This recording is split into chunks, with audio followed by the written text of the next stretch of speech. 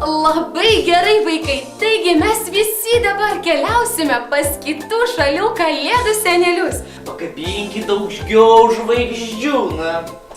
Ei.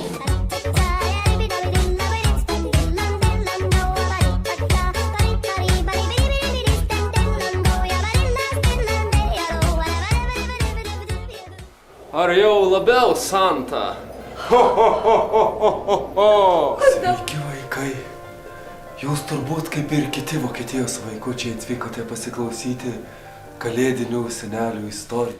Tai vat, matot, kiek žmonių visi laksto, o nieks manęs neatsimena. Prašau. Prašau.